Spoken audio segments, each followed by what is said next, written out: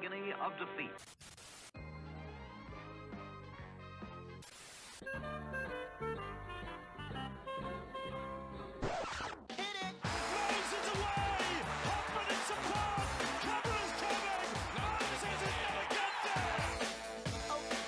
Madison, great ball around the corner, Penasini, he beats them all! Junior Polar out wide, bumped away from Trindle, Sharks coming through, none of them can hold this! Alright, hello and welcome back to another episode of the Tip Sheet Podcast. As always, I'm your host John, also known as 4020, joining me to break down another week of Parramatta football in the Jersey Flegg, the New South Wales Cup and the NRL. The junior reps all wrapped up, mate. It's my good mate there, Sixties, also known as Craig. And yeah, we're back to a lighter docket here. Just the one preview podcast now, mate. Had those junior rep grand finals on the weekend. Got the 2 wins out of the 3. Could have nearly had, or should have had 3, but we broke that down in the news and instant reaction podcast. So we're back to normal, I suppose, recording and broadcasting, mate. How you doing as we go into what is a pretty big round for the Parramatta Eels? They've got to get a win here, mate. Yeah, last week it was sort of like hump week for us in the season with the because obviously we do an extended and extensive coverage of junior reps, so it makes the weekends themselves full. We try to make sure we give them the dedicated podcast and coverage also in our news podcast. So yes, it's the hump week in that respect. And but of course, then we'll be having the NRLW season kicking in not too far down the track. So we've got that to look forward to.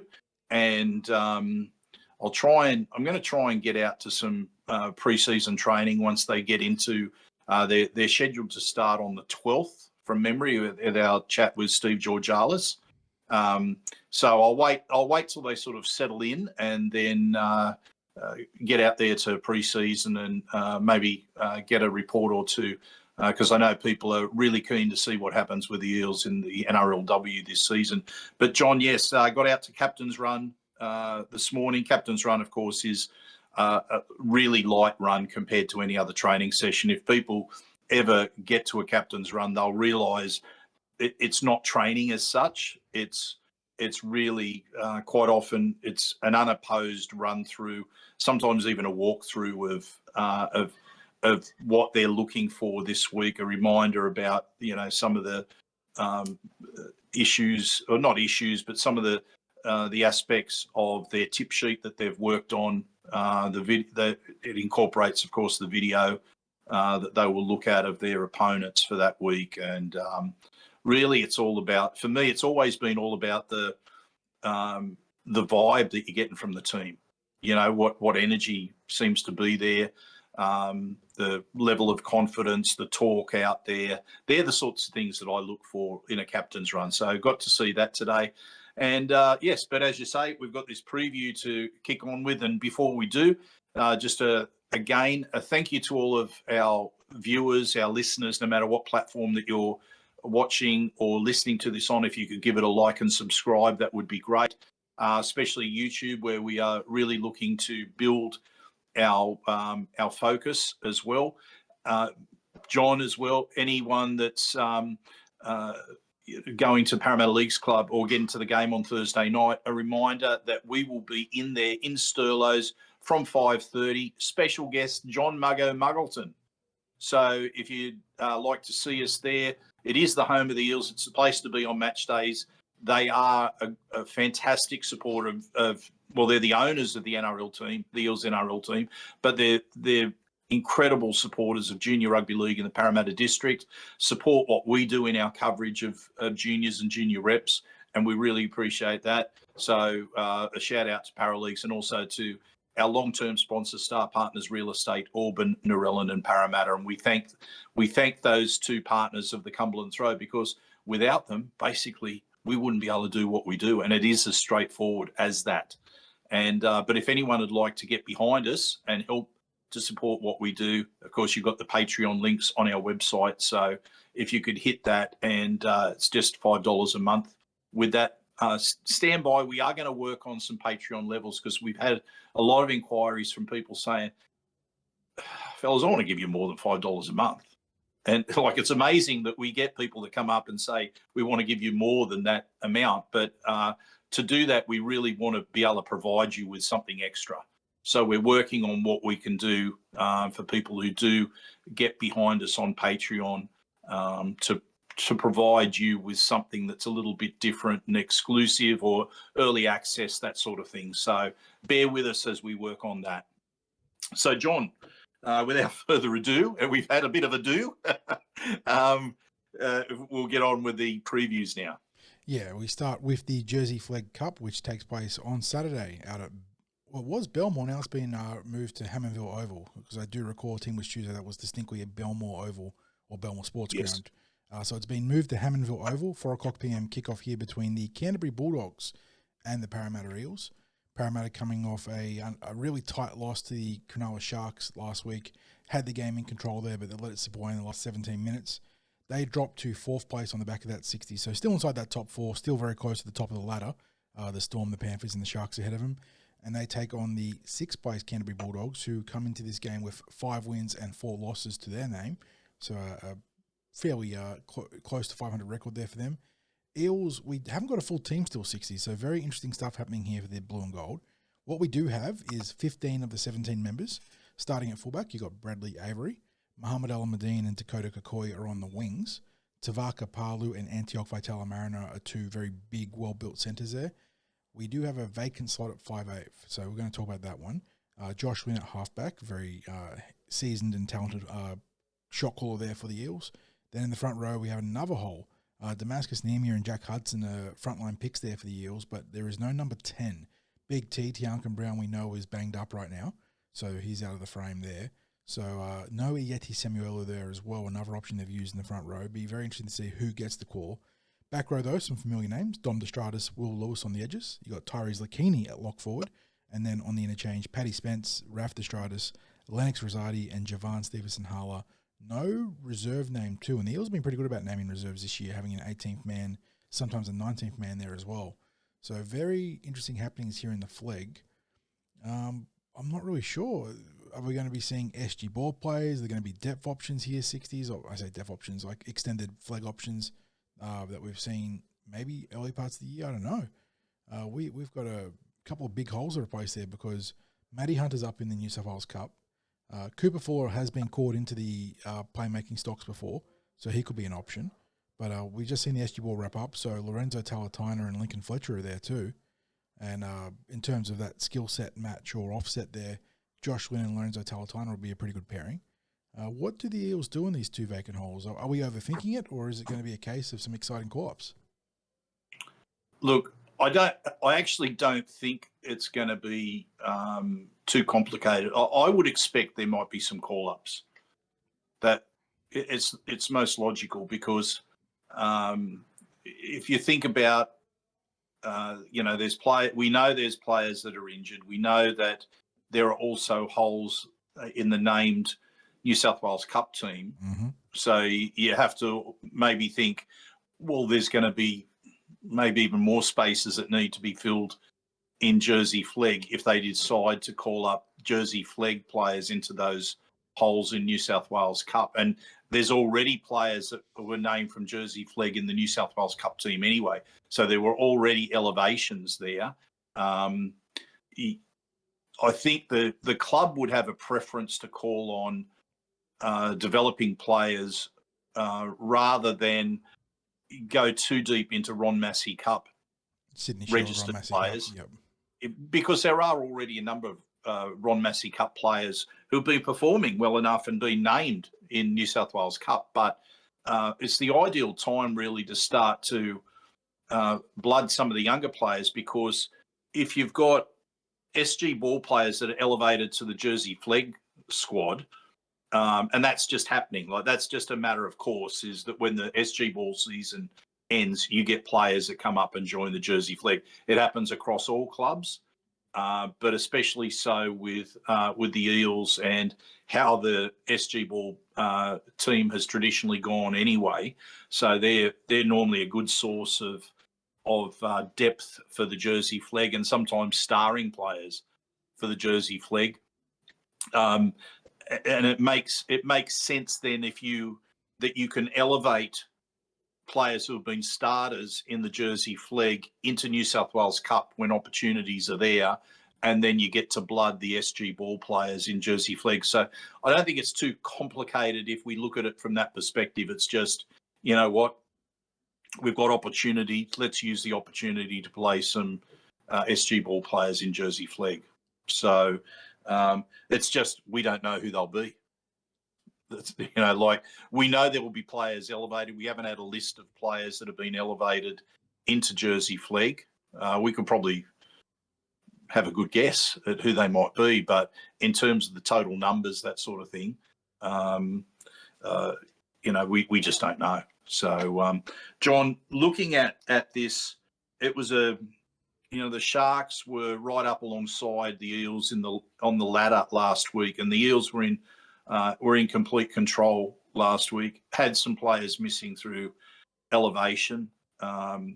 Should have got the job done, didn't. But it wasn't as if they lost to a bottom of the table club that they should have had locked in. We were expecting it was going to be a tough encounter anyway because of the fact that there were players that were missing. So this week, the Bulldogs aren't too far away from the Eels on the ladder as well. So we know that it's going to be an interesting challenge there. Whether they have players that, start to get elevated from their SG Ball squad real soon. I don't know, John, whether you are too familiar with their SG Ball team to see whether they've got players there.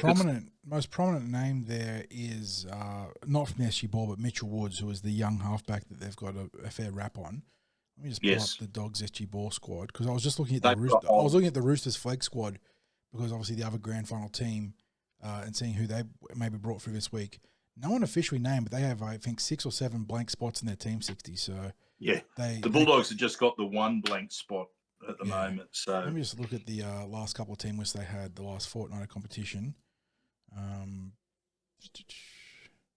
Alex Conti's on the interchange. He was so Conti and Woods played in the SG Ball this year. Conti's on the interchange and Woods are starting at 7 here. So I did already obviously call out Mitchell Woods there. Who else we got? See if I can quickly recognise their names before we drag it out too long. Millen, Hine, Hudson, Cologne. And back to here. No. Well, nothing that's really jumping out as the... No, it's the halves there that really jump out. And then I'll just quickly check the backs one more time. We've got Callahan, Ruck, probably Johnson. It looks like it's the half 60s, the big ones there. So a pair of, although Conti is on the interchange, so a pair of handy halves studying and on the interchange looking to be, Jope Rock, I think, is also from the SG Ball. So they've brought some guys in. And like the Eels, I imagine will be doing the same. If not this week, which we do think, certainly the week after. Yes, yep. So, John, just looking at the team, obviously we just don't know who's going to be playing 5'8" at this stage. You'd think, wouldn't that be a timely for someone like Lorenzo to jump straight into the Jersey Flegg team? We don't know. Would they like Lincoln Fletcher's younger? So he's one that's 18 this year. I'm not sure if he's had his birthday as yet. But so he's a little bit younger than Lorenzo, and Lincoln can do another year of SG Ball. So I'm not sure what their plans are there with him. But looking at the team, obviously we're not going to be starting with the usual starting middles. We're missing at least one of those fellas this week. So, John, you'd have to think that it's going to be a tight game. Yep. This one. And the Eels as a club, we're banged up a bit with injuries at the moment. That's not really a great position to be in, but the there's been a next up mentality in both Jersey Flegg and New South Wales Cup, and you can't ask for more from the players. And they've got themselves in a good spot on the ladder. Both teams. Flegg's only lost 2 games. The Cup's only lost 1, and we'll talk about Cup in a minute. But look, I'm expecting that the Eels will be able to take this encounter. It's not going to be easy, and they've got to play for the full 80 minutes with it. They've shown, they got run down late in both their losses this year, so we don't want to see that happen again. But there's always a lesson to be learned from losses, and that would be the main one that you'd obviously take. Just keep control of that game all the way to the 80th minute. But yeah, I'll tip the Eels in this one. And I'm expecting a big game from Josh Lynn this week. Jack Hudson has been a dominant player all of the season, and I reckon the more games you get from Brad Avery at fullback, probably the better. Although not sure whether he will just revert back to the wing when Arpa returns, or whether they find a place for Arpa in New South Wales Cup. So that'll probably so be many the roster interesting decisions looming for the all 3 grades: NRL, Cup, and Flegg. It's going to be a very a lot of upheaval, a lot of moving pieces in the coming week, 60s, as they have that big shake-up because of the SG ball coming in, and then also just the demands of the NRL pulling players up from the New South Wales Cup and the trickle-down effect from that. So, yeah, very exciting, but also going to be a very stressful time for the coaches, mate.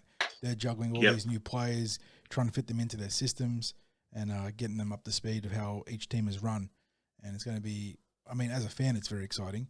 And as a coach, it would be too, but geez, it does ratchet up the difficulty, the degree of difficulty for them in a game preparation scenario. So, going to be a lot of fun. And look, yeah, we know the Dogs are going to be playing a physical game here. They do love that matchup against the Parramatta Eels.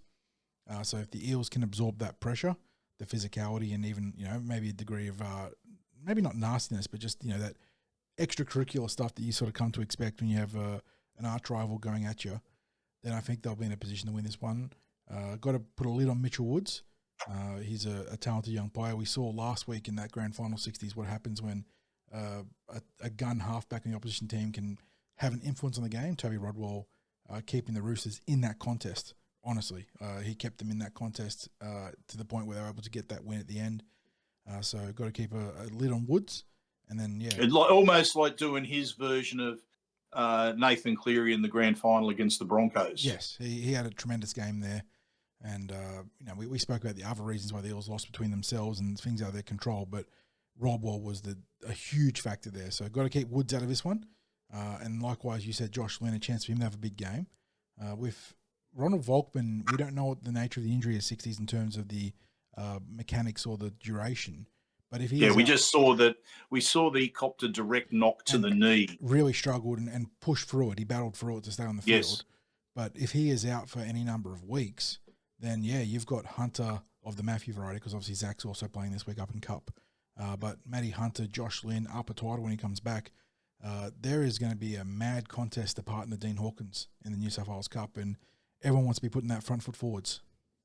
Yep, absolutely. So that now takes us to the New South Wales Cup game, which is the last game of the weekend, but we're going to preview it in the middle here. But yeah, they're on their regional New South Wales Cup. I guess it's like their Magic Round. Yes, it is up at Tamworth. Magic Round regional round. Yep. So they're out at Scully Park, Tamworth. So Eels lining up with the country music capital, right?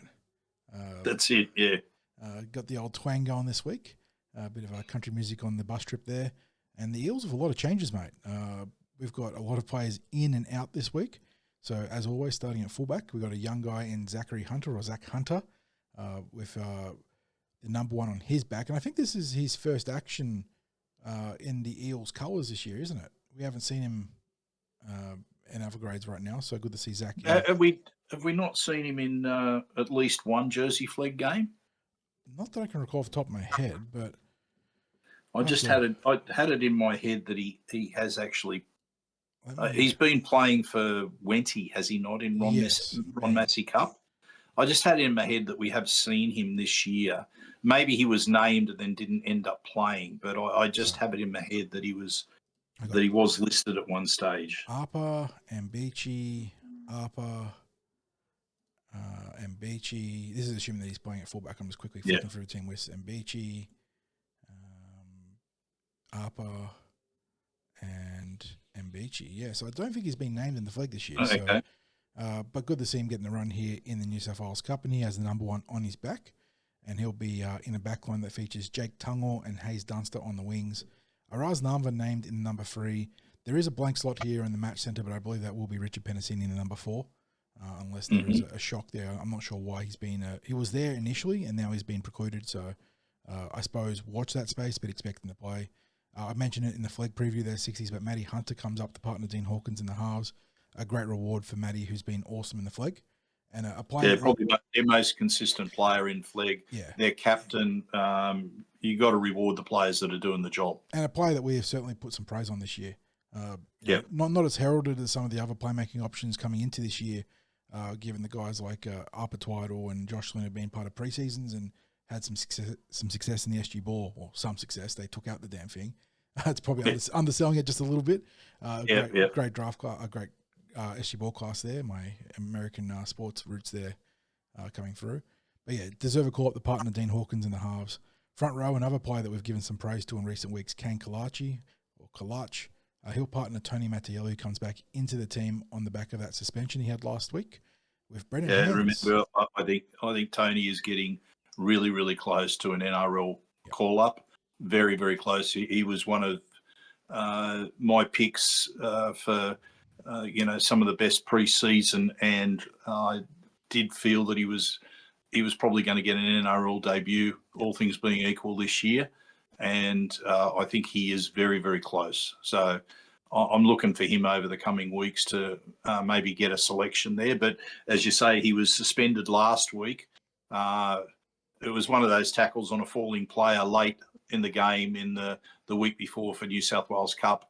So both he and Woody. Well, Woody was perhaps a little bit more intent in his option. Yes, just a bit. With a hit off the ball there, I believe, was the call.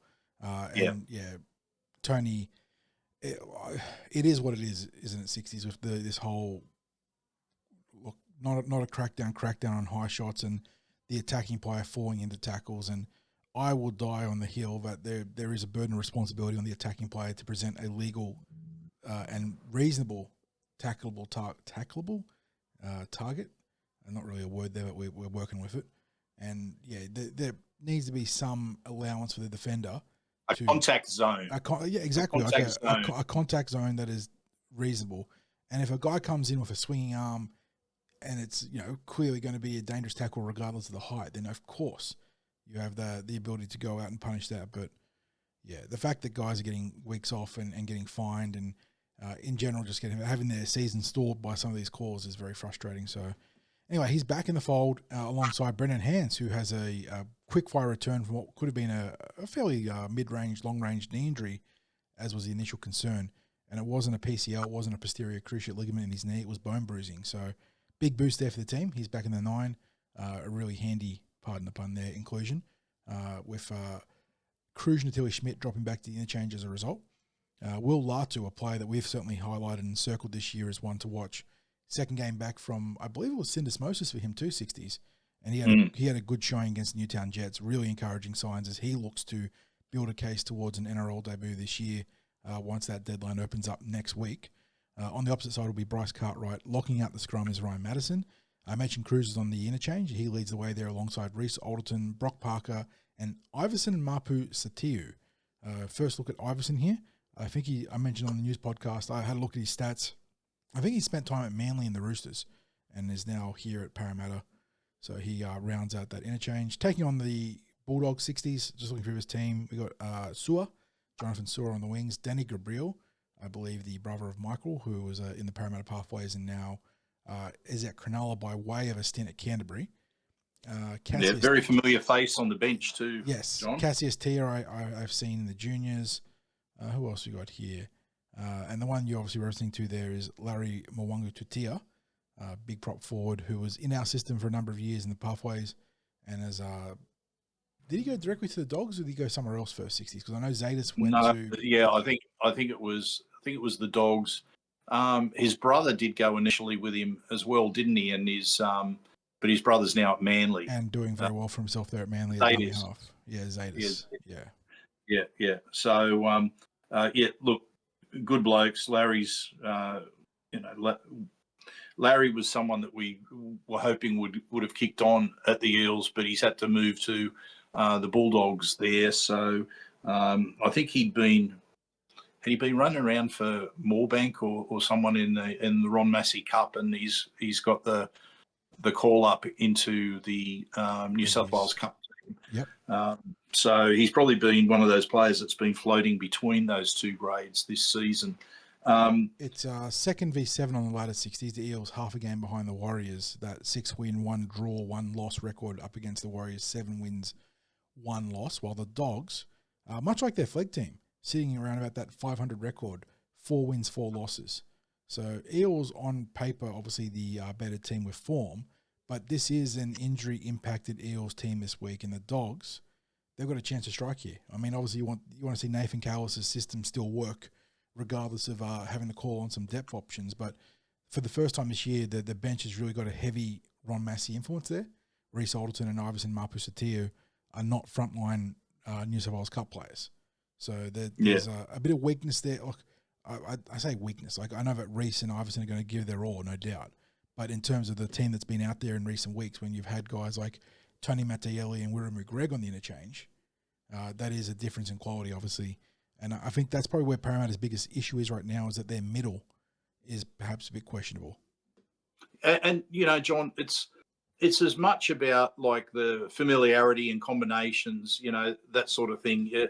Like, no doubt these boys have been part of training at different stages during this season, where I think Kalo gets one session, I think, with the full team itself later in the week, and of course with players that are playing Ron Massey Cup, they're part timers, so they're not full time who can come in and train with the Eels through the season. So they have to find that time in the evening to train. And as I said, when we talk about it being one time in the evening, that's probably about the only time that they get together. Maybe I don't know how they organise that session and the captain's run, whether it's whether they work around those boys as well. But it is that familiarity and the combinations that aren't as what they normally would be, and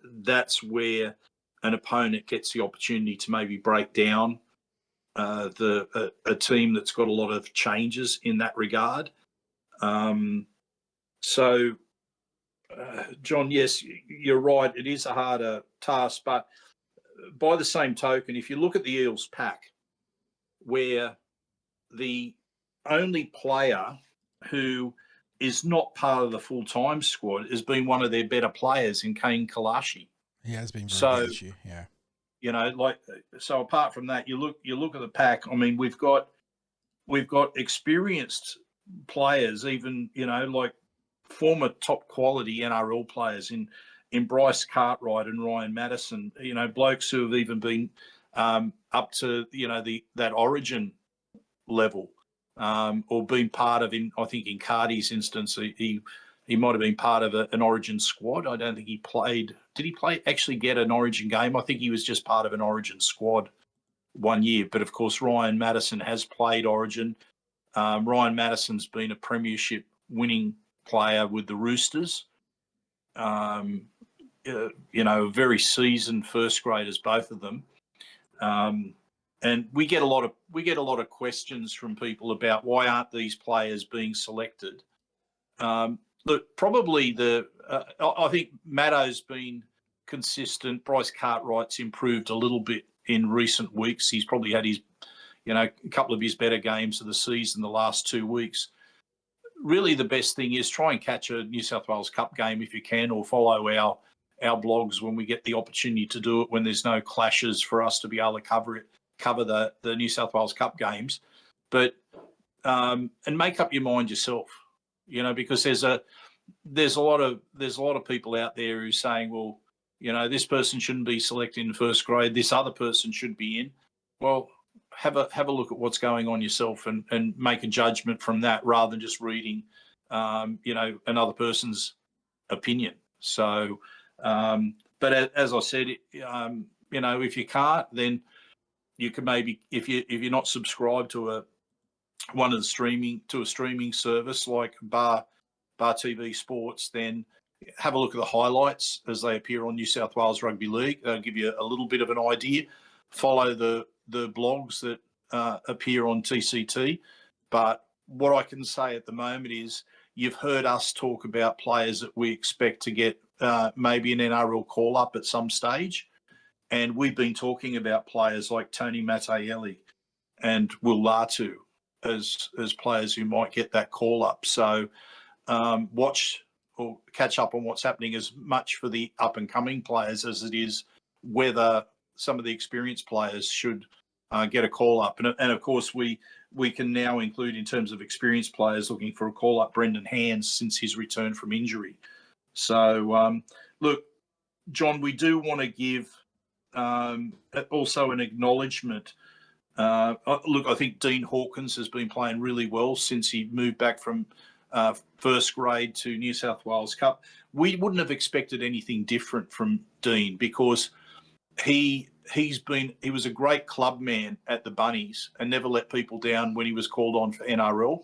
I don't think he let the Eels down when he was called on for NRL with us. No one was expecting him to be Mitch Moses, but he almost did. He and Ronald Volkman almost did their New South Wales Cup level versions of those players in that they had very, very strong, dominant games in last week's match against the Jets. But the player I really do want to shout out is Hayes Dunster, because I think he's had a couple of games where he hasn't been able to take the field. But basically in every game that he has played, I think he's been outstanding. His run meters have been through the roof in those games. His finishing has been really high quality. When he's given half a chance, he turns it into a full chance and takes it. And his work in yardage, look, the bloke's getting up around that 200 metres or more in games. So he's doing the hard work and he's got that capacity to beat the first offender. I don't think the way he's going, if Hayes was called up into NRL, I don't think he'd let people down. I think we're getting close to that version of Hayes Dunster that made an impact when he was called up for NRL. You would imagine that the coaches are happy with what they're seeing, and we just need for Hayes to be able to get through injury-free. John, even with the changes and even with maybe not knowing about a position or two in this team, I expect the Eels to get the job done this week in the New South Wales Cup. They've got the job done each week bar one. They had that shocking game against Manly at Brookvale, and it was like, I can't even relate to it in the season because it was almost like it wasn't them that turned up. Like it was almost like every single player in the team that day had a shocker. Yeah, found a way to shocker. There was they had like the little passage of play that got them back into it, but outside of that, around halftime, they were absolutely diabolical. I do have some concerns here. I mentioned that middle, but also, while I am excited to see Zach Hunter, the man he is playing in place of, in Josh Papali, has been so integral to pretty much everything we do. And that's a big set of boots to fill. I know that Josh isn't a big guy, but he's got a mighty fine set of cleats there to have Zach step into. So and of course, you're talking about missing two of the spine because you're also taking out Ronald Volkman and Joash. So Matty Hunter's going to be doing a good job in the front line playmaking, and Zach will do a good job at fullback. It's just that you're replacing two very talented and experienced players in that team. Yeah. I completely get that, but I just can't go past. No, I do like the nothing back. optimism and maybe not even optimism, but a bit of realism there. I think that's a circumspect prediction there. The Eels do still have a good team. The pack is still very solid. Of note here too is that Matty Hunter comes into this team. He has experience playing with Will Latu. They played together in the Flegg last year, so there is a combination there. They'll have, not necessarily great synergy, but from day dot that means.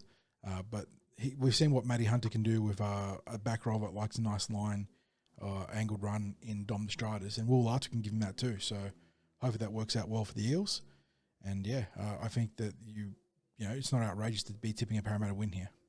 Yeah, absolutely. So, John, that now brings us to the main event, which is actually the very first game. Yes, in Thursday this week. Night, It's tomorrow night. Yes. So, Eels taking on the Dolphins. Yes, and John, just again that shout out that for those of you that are at CommBank Stadium, don't forget, head over to the home of the Eels Parramatta Leagues Club before the game. And if you're there as early as 5:30, come up to Sterlo's, come say good day to us, have a listen to John Muggo Muggleton with a few stories that he will be telling, and also the great insights that he has as a very experienced coach in his own right, and a very experienced and talented player in his own right. He always gives us great insights as to what's happening out there, what's going right, what's going wrong for teams. So I'm really looking forward to what he has to say, because he broke down a few things for us last year, and be really keen to get his takes on the season so far this year. He's going to be a real good one to chat with for us and for the people in there to be able to listen to. Mm-hmm. Well said, mate. And Margo's been a fantastic guest on the show multiple times now, and he's always got quality anecdotes and insights to share, given his unique way of delivering stories. And he's got some cracking stories, but also it shouldn't be lost on how well credentialed he has been as a coach across league and union. He has some great insights on the game by way of that. But yeah, main event here, 60s, like you said, the first game on the actual docket this week, 7:50 p.m. the Eels meet the Dolphins. It's 17-14. Both teams desperate for a win this week. Eels coming off the back of that controversial loss to the Sharks, while the Dolphins, they've gone back-to-back losses. They had the game against the Canberra Raiders where there was a lot of official interference, it felt like, in that 18-point lead getting squandered. And then also the loss against the Roosters, where it got a bit closer at the end, but they were beaten pretty comprehensively.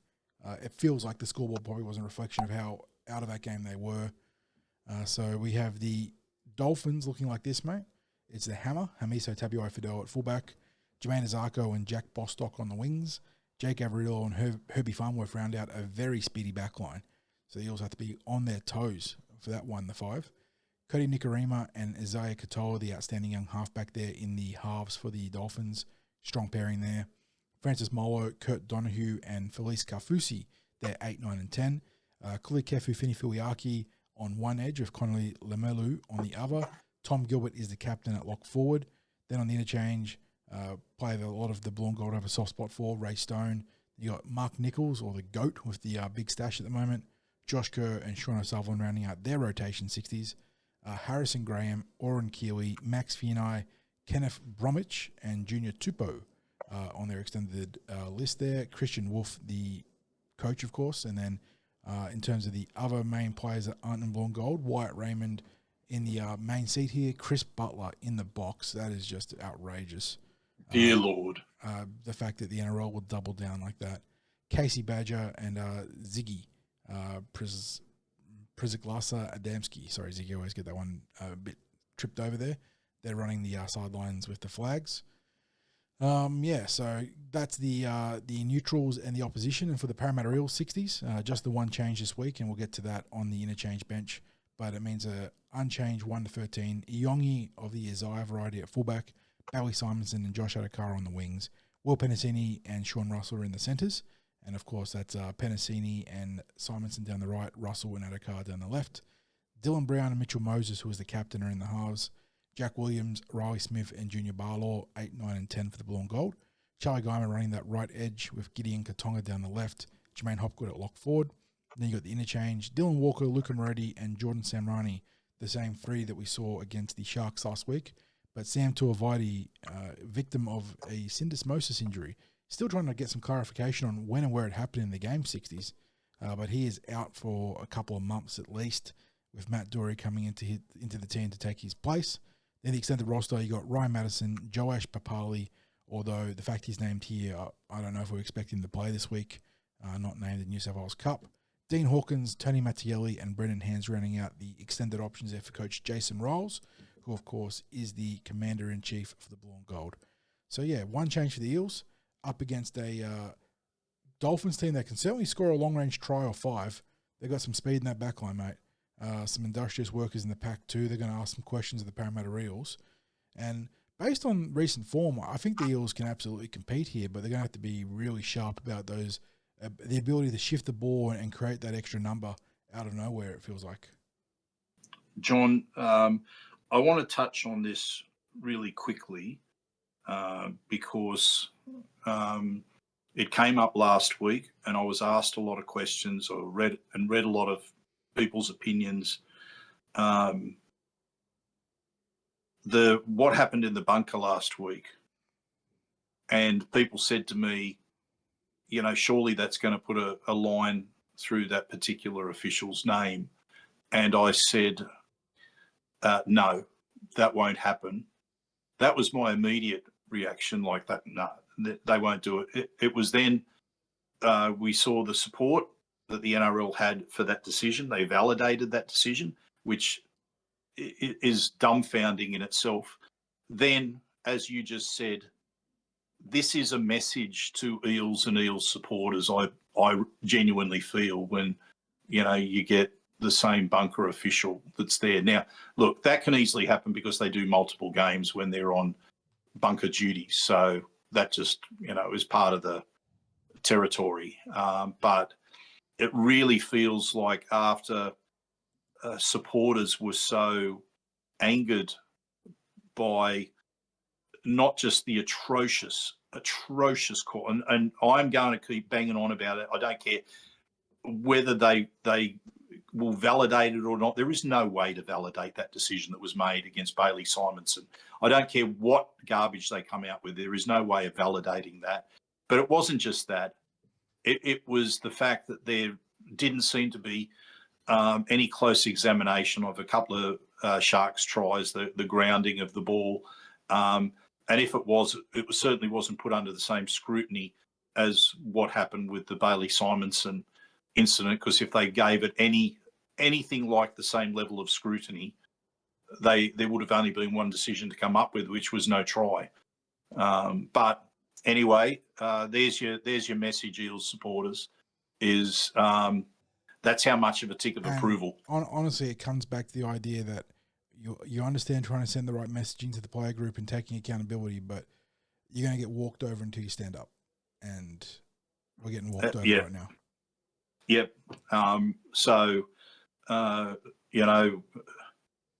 Jason, we know how you feel as a new coach coming in, but just know there'd be plenty of supporters behind you if you decide that you would like to express your opinion about decisions. We understand why you don't, but just know that you'd get there's plenty of support out there for you if you do, because last week was, as I said, it was diabolical. So anyway, we move on. Let's talk about enough of officials, right? Because even with all that said, the Eels aren't going to win a game unless they take a look in the mirror at the mistakes that they still made last week, because ultimately another reason that the Sharks got the decision was they defended in their red zone better than what the Eels did. And that cannot be denied in that regard. So we need to be better there. We need to be better with some of the little things that that can sometimes be the 1%ers that make all the difference in the game. So, John, looking at this Dolphins team, the strike, you've got some of the, in-your-face strike players in the Hammer and Herbie Farnworth that you know that no matter what team they're in, they'd be stars. Yeah, no doubt. Because, No doubt. they're representative players. They're sorts of players that they know how to score tries. You only have to give them a sniff of an opportunity and they're there. So this is where the Eels defence has to be that much better. If they decide if they are hesitant in any way around defending against the Hammer, there's only one outcome from that. Oh, as we want to say, he makes fast people look not fast. He has the easy elite speed that you rarely see, even in a competition like the NRL that is just, rife full of elite athletes. He is the 1% of the 1% in terms of his football pace. And he's a guy that I think that if you put him on a track, he might be as fast as some other guys, but on a football field in cleats, with the fatigue in there, he just moves around like he's on another gear. He is crazy. And we've seen the benefit of having a player with above average pace in Josh Addo-Carr in the Eels team this year, because there's been tries that he's scored which Micah Sevo would not have scored. Mind you, Micah would score tries that, Josh maybe doesn't score, but where we've seen times where Josh has had, it's been his pace that's allowed him to get on the outside of players, or it's been his pace which has allowed him to move away immediately from a chasing player. And then once you get that, that acceleration of, first of all, getaway, and then he's got the pace to stay clear of chasers. Unfortunately, I think the Hammer is someone where you could see him going past the Fox, unfortunately. Maybe in a match race it might be close, but as you said, the Hammer just is it's almost like a lot of the times you think he's probably got another gear in him as he's running away from players. He winds down a bloody halfway once he's made a break and people are still trying to get to him. It's like watching, and look, I know I'm talking about the greatest sprinter of all time, but the way he pulls up, it's like watching Usain Bolt at his prime, 20 metres ago on the 100-metre, just like, starting to cruise into a jog and still winning by multiple metres. The Hammer has that same kind of just crazy athleticism. He is quick. Yeah, and as I said, we've got incredible value out of the Fox already this year, and we were keen for his involvement just in the amount of talking that he did, and the vibe that he puts into the team, that positivity, that self-belief that's there, and had a bit of fun with the Fox at training during the week where the alarm was going off in the grandstand, the fire alarm. And I don't know whether it was a test run or what have you, but it was going for a period of time, and the Fox had come over and said g'day, and I just happened to say to him, do you hear that? On fire, mate. So, which he seemed to enjoy. But look, there is no doubting that threat that the Hammer brings. But Herbie as well, he's got that ability to get through contact. He just knows how to find a try. He would be, you'd have him in your top 3 or 4 centres in the game, wouldn't you, John? Herbie Farnworth. Well, I was banging the table for Parramatta to get him a few years back. Don't start me.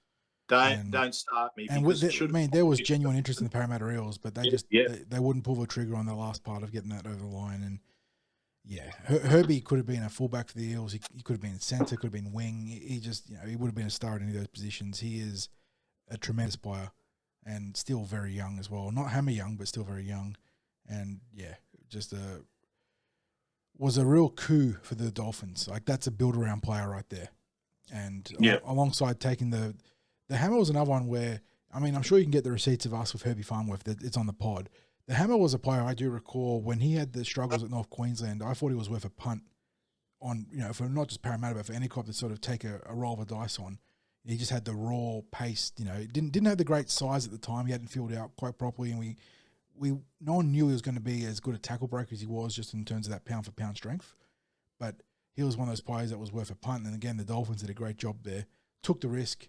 It took him a while to get him to fullback. Like, he bounced around that back line, but he's made that at home.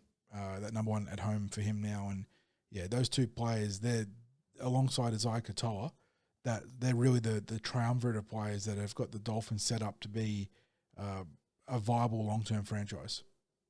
Yeah, John, the danger with the Dolphins is basically that they have a lot of points in them. Yes, they love a shootout. Like, they will give you as good as they get in terms of points being scored. Yeah, and the thing is that those strike players, as I said, if you go to sleep for any periods of time during the game, they'll make you pay for it. And they've got that capacity to put on quick points.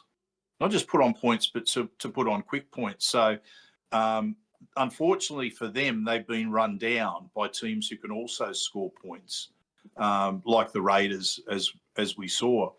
So, I don't believe the Eels are a team which can afford for the Dolphins to get a sizable lead at any stage.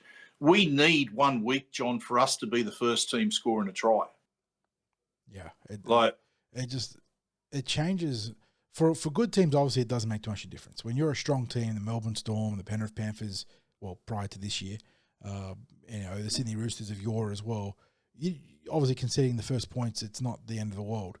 When you're a young and struggling team that's still very much developing and finding its own identity, scoreboard pressure early on sucks. And yeah, the Eels can ill afford to be behind on the scoreboard against a team like the Dolphins, who, if you give them one try, you could be down 18-0 in the blink of an eye.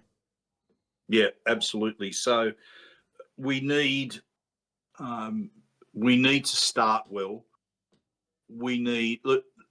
I think our outside backs have been doing a fairly good defensive job. We've had tries far too often scored through the middle, early tries, and we've got to get out of that now.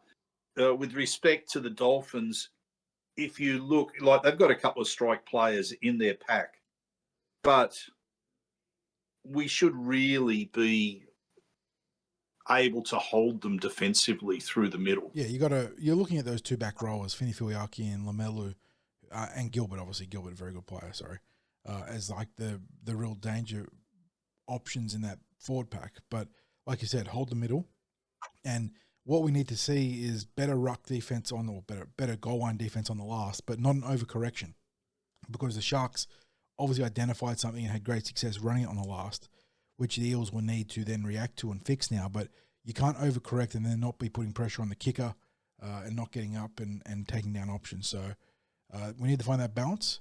And yeah, I could see I think it's going to be a very difficult game for Isaiah Yongi, Bowie Simonson, and Josh Adokar, because the speed and the way that the Dolphins are so good at getting the grubber kick through and having those chases is going to be a constant threat for them. So they've got to be awake to that. Yeah. Look, their halves are probably reasonably underrated. I think I get concerned about the running game that their halves possess, but by contrast, I think that the Eels really do have, take out the hammer, and the Eels have got the better of the spine. I think that's just my opinion. That's even accounting for Riley Smith being a relatively inexperienced player. I honestly think that there's an advantage there for the Eels in the spine. I think you have to be honest and say there's a bit more strike power in the outside backs for the Dolphins. So it probably comes down to who wins that battle through the middle, because we can't afford to let the Dolphins build any sort of platform on which to unleash those backs.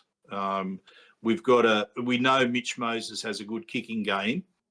We would want to be playing the game down in the Dolphins' half so that they don't get a chance for that short kicking game that you mentioned, John, but we just don't want to be giving them quality possession in the Eels' red zone.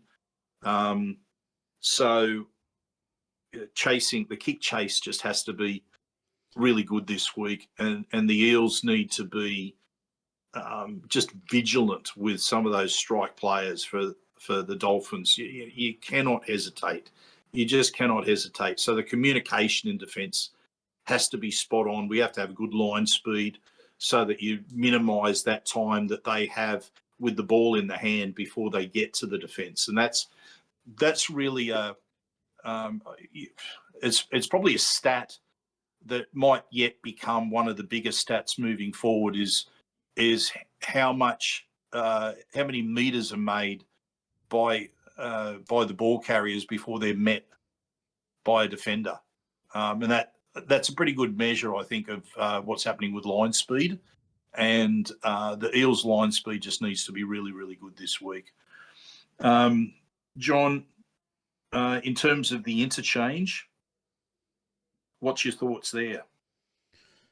Yeah, so no doubt that the loss of Sam Tuivasa hurts. I think that he was really warming to the task of the NRL, and we know that rookies are going to hit a wall at some point, but the club have done a good job managing him, and we'd seen some really dominant stints from Sam.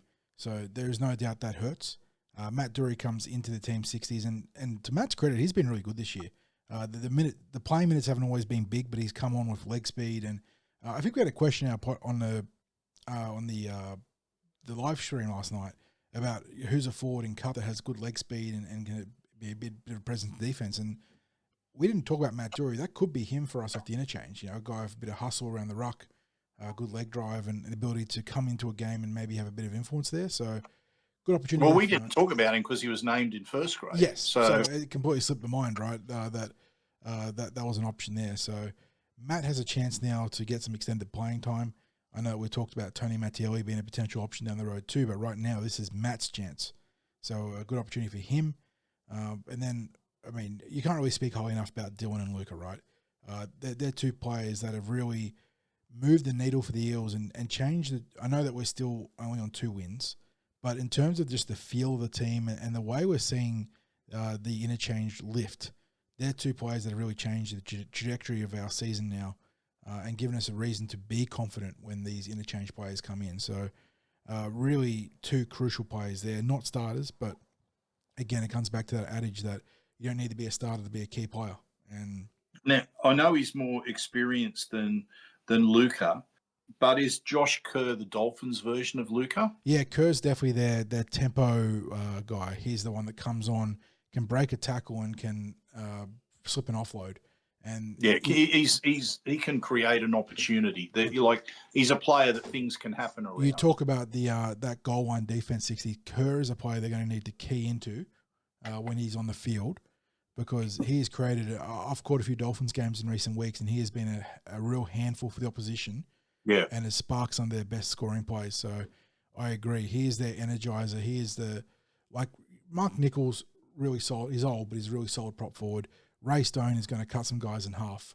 And it'd be interesting to see who chooses the line up against Ray in a given ruck effort, because he's going to be putting on some big hits. While Sean O'Sullivan is their sort of a spine utility player there, Kerr is that energizer for them. He's going to be the player that comes on into this game, and if one of those 4 players were to make a difference, it would be Josh Kerr. So definitely put the big call-outs when he's on the field and make sure you're committed to wrapping up the ball. And then for the Eels, last player I haven't spoken about is Jordan Samrani, and a really exciting period here for Jordan, isn't it? He forced his way back into the team. He made it an irrepressible case to be selected on the back of consistent 200-metre efforts in the New South Wales Cup. Showed that he had the engine and the physicality to mix it up with the hardest part of the game, which is getting into the teeth of the defense and working non-stop, which is why I think that they've looked at him, and knowing he has that background in the back row, I think it's really expedited the transition here. He's been too good to leave out of the 17. He gives you the ability to cover both the back line and the back row. And we only got a glimpse of him in the back row against the Sharks last week, and he copped a rough pass from Bailey Simonson. Bit of a hospital ball there from Bailey. But I expect him to be really starting to warm to the task. And I'm not expecting him to start this week, but he'll play outside Mitchell Moses based on what we saw last week. And you got to imagine that Moses will be there coaching him and building that chemistry and timing and synergy. And I think that it's going to be how he's used in the coming weeks and how many minutes he gets and whether he works towards an eventual start. That's one of the big storylines now for the Parramatta Eels, mate. This is a very cool mid-season subplot to have. And again, it speaks to a coach in Jason Riles who is saying to his playing group, to the guys outside the top 17 right now, you perform for me, you give me a reason to pick you, and I will find a way to give you a chance. And Jordan Samrani really is the post. I mean, obviously Riley Smith too, but Jordan Samrani alongside Riley and Sam, absolute poster boys for that. Yeah, and look, I'm sure I'm not giving anything away in mentioning this from Eels training because supporters would be expecting it. But look, Mitch Moses as the captain, as a senior player, as an elite player in the club, he does take on that mentoring role within the team. When he was out for an extended period of time this year, he was literally like being an extra coach out there on the field. He was involved in the sessions, even when you'd often see that his rehabbing would be happening at a different time so that he could be part of the training sessions. And another set of eyes, another voice, another coach. Yep, observing, giving feedback, going and working with certain players, that sort of thing. And, I'm not really talking out of school to say that, he spent a bit of time with Jordan Samrani, working on the lines that he'd be running, where he would want him if he's in certain positions on the field. And so, that's when you start. I mean, we talk about combinations and players that are used to, who they're running off or they're running beside or defending beside, all those sorts of things. That familiarity, that knowledge about the bloke next to you, that's a reality. It's just it's critical in the team. And that's why when you get teams that have, will go on a run where their injuries are minimal and they're getting to send out almost the same team every week, it's such a huge advantage for them. And you often see at the end of the year that the team that are the premiers are the ones that have used a minimal number of players through the year, and probably the chances are that where they've used a certain number of players is maybe because of origin duties, that sort of thing, and players have come in and been part of the team when players are out because of representative honours, more so than it is that players have been absent due to injury. The teams that have used a large number of players because of injuries are often the teams that are heading down towards the bottom half of the table. And it's obvious, it's logical that those sorts of outcomes happen. So when you see players spend time together on the training track, getting to know each other, getting to work on where each one will be at in different situations in games, it means a lot. And it's and that's why I was so excited with the acquisition of Josh Addo-Carr and watching him talk on the field and constantly talking to the blokes inside him, and let them know where he is, let them know what's coming at them, where he wants them to be as the defense, as they're having to be in defense. Also letting them know where he will be positioned in attack as well. Just that constant voice, that voice of experience. And Mitch Moses just does that so well at training. It's like just watching that. You're in awe of players like that who become like an extra coach out there for the team, and you can see why. Like pundits will say, "Oh yeah, the team is really reliant on Mitchell Moses," or they might say other teams are reliant on certain players. Well, when those players are that good, and where they have such an important role within the team, like as I said, literally almost like an on-field coach out there, it's obvious they're going to have their absence is going to be significant. So, I think in the previous years, it's a credit to Penrith where they navigated periods of time without Nathan Cleary, because we've seen in grand finals, we've saw on the weekend against the Broncos, the sort of influence that Nathan Cleary has in games. Hearing Kenny, I'm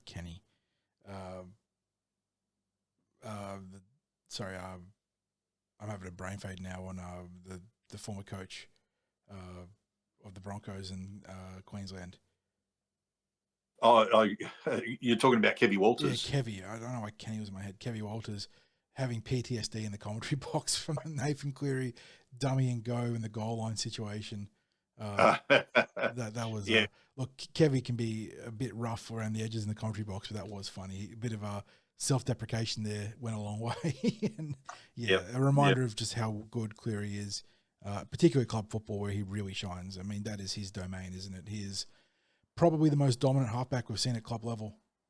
And, you can point out struggles at Origin and they're valid, but club level, both regular and finals football, he is just the real deal. And we saw that last week. And like you said, having those players that are cerebral and instinctive and athletic, like the full package. And Moses is definitely one of them too. But they are such a huge factor on and off the field. And while that's the thing, is that you get Moses coaching someone like Sam Riney off the field, and it's huge.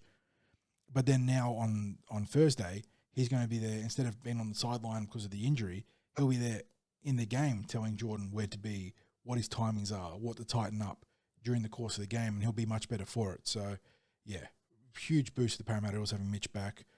Great for Jordan Samrani and his development 60s. Couldn't ask for a better partner to have down that right edge. And, yeah, it sets up a really interesting development journey for Jordan, who has that back row experience, but playing that in lower grades and playing that in the NRL was different things. But I suppose that brings us to a nice sort of juncture to talk about how this game's going to play out, because both teams desperate for that win 60s. Still only a few wins outside the 8 for both of them. The season is not lost, but there is no doubt you need to get going and get going fast. So yep. So, John, I see the Eels. Well, I'm hoping that the Eels get to an early lead. I'm going to tip the Eels to win this game, and I think they will get to an early lead in this game. And I think that the start is going to be, it will be a critical factor in getting this win. I think we'll get a better start this week. I think it can be a game where we can get away from the opponents. And it's been a while since we've actually got away from an opponent, but I'd like to think that this will be the game that we will. I'm quite bullish about a win this week. Back at CommBank as the home team for the first time in a while too. Played Easter Monday as the away game, had the bye after Magic Round. So it's been a month since we've been back here in our own stomping ground as the home team. Yeah, look, I really want to encourage Eels supporters to get there because, look, there's a lot of reasons to not be at CommBank Stadium.